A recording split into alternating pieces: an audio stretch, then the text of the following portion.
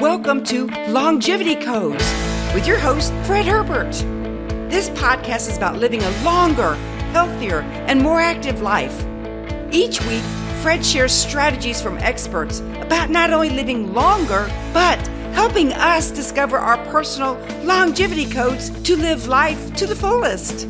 This podcast is sponsored by RedoxLongevity.com, where we'll discover what experts are calling the most amazing breakthrough in our lifetime that affects health, anti-aging, and sports performance. Learn more at RedoxLongevity.com. That's www.RedoxLongevity.com. And now, here's our host, Fred Herbert. In this podcast, we're going to talk about the importance of being a DIY biohacker. Of course, DIY stands for do it yourself, but not everyone is familiar with what a biohacker is. I recently went to a networking event and met somebody who asked me that proverbial question. He said, "So Fred, tell me, what do you do?" My answer to that question is, I'm a longevity anti-aging biohacker, which of course drew a strange look. Then, of course, the next question is, what is a biohacker? My favorite definition comes from the most famous biohacker, Dave Asprey of Bulletproof Coffee fame. He describes a biohacker as, quote, somebody who uses science and technology to make his or her body function better and more efficiently, end quote. When I think about it, and with that definition, I've been biohacking now for almost 20 years.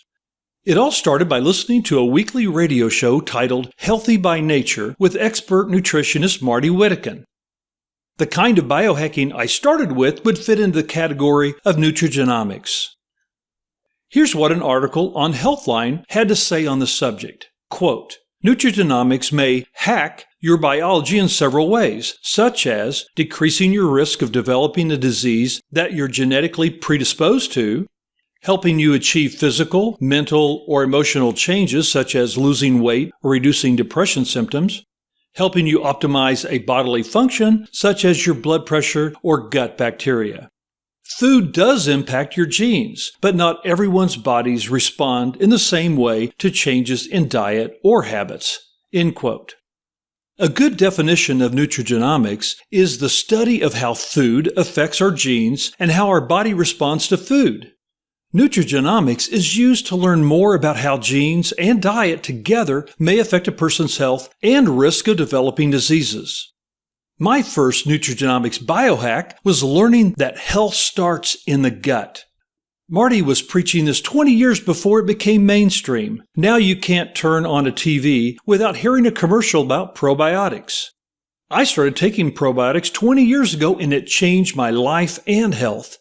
Many of the health issues I suffered for years with went away when I focused on gut health.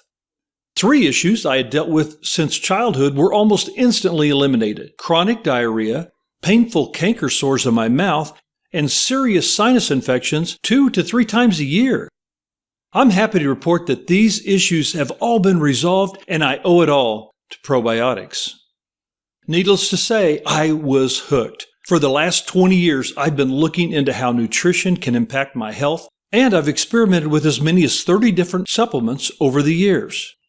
I kind of went to the extreme. If I read some good supporting evidence about a supplement, I would march down to the nearest health food store and buy a bottle, not really knowing if I really needed it. I've cut back and narrowed it down to a few essential supplements that I know will impact my longevity.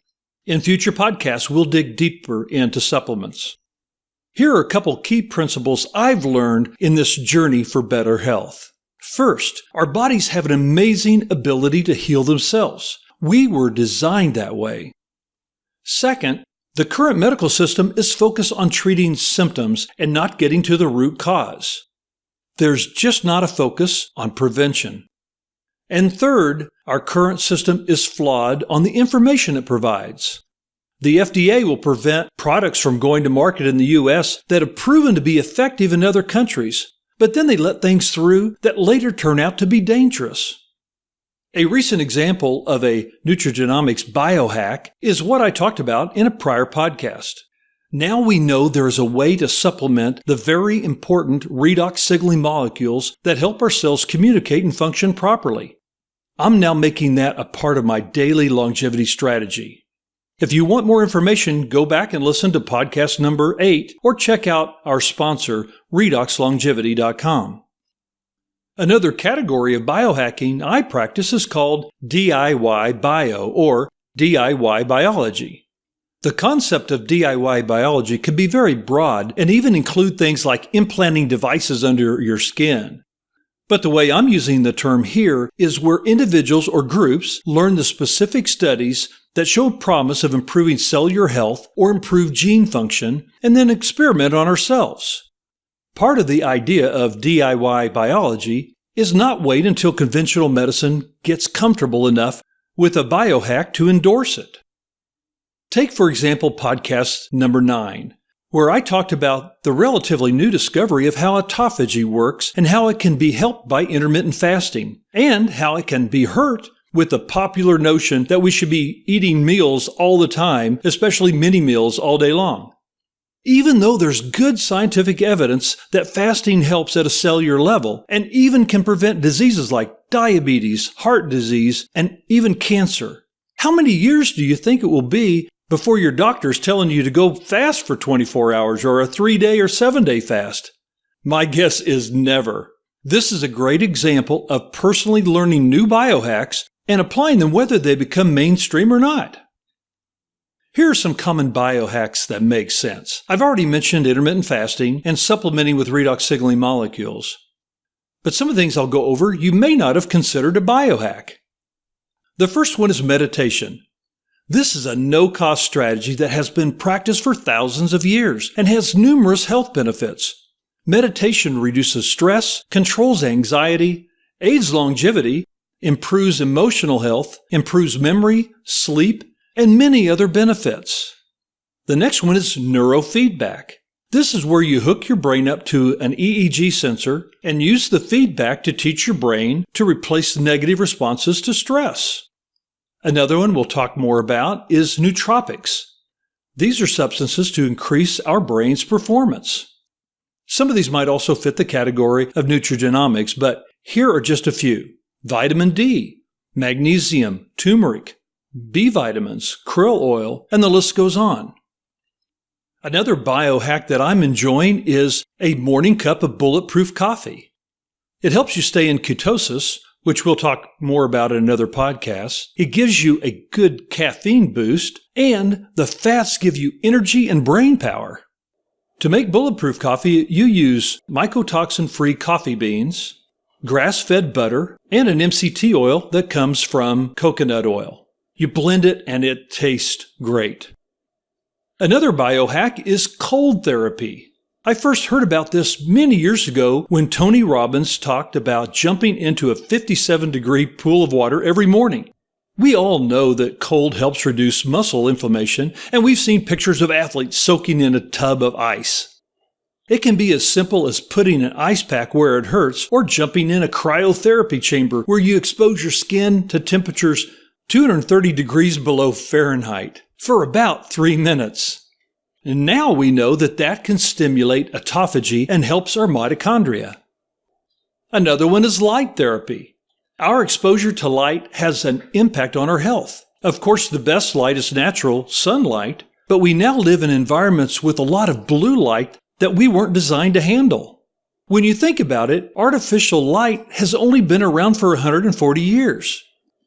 Throughout the rest of human history, it was either fire, sunlight, candles, or lamps.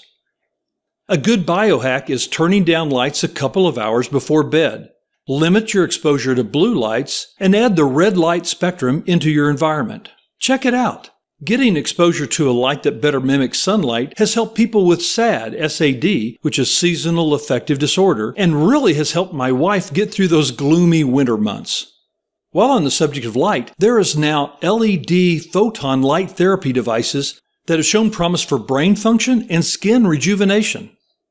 Another biohack is grounding, also known as earthing. This is simply getting out and walking barefooted and letting our bodies respond to the electrical charge of the earth. Some reported benefits are reduced inflammation, reduced anxiety, and improved circulation. If you can't get outside and walk barefooted, you can even buy chairs, bed sheets, pillowcases, mouse pads, and floor mats, all that help you get grounded. They plug into an electrical outlet and use the ground function built into the electrical system.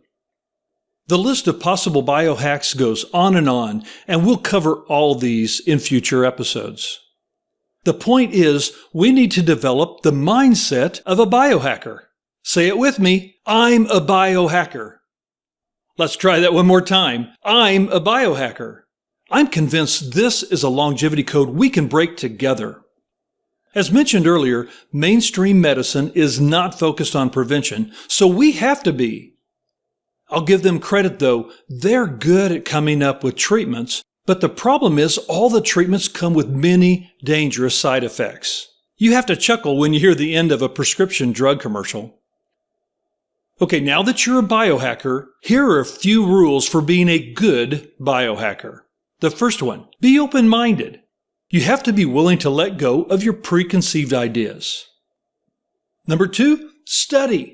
Do your own research and make sure you try things that have scientific evidence behind it. And 3, experiment. That's one thing all biohackers have in common, is to take action and put what we learn into practice. Some biohacks are free, most are economical, and others, though, are cost prohibitive.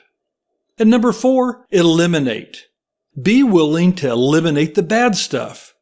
We talked here about a bunch of stuff that you can add to your life for improved health, energy, and longevity.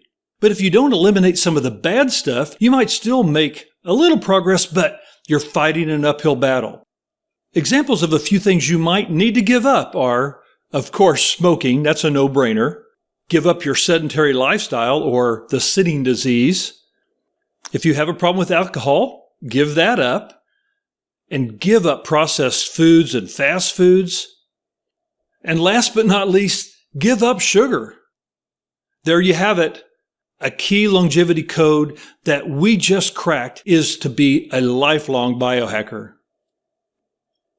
Remember, longevity is not just about adding quantity of years to our life, but making those extra years be of quality.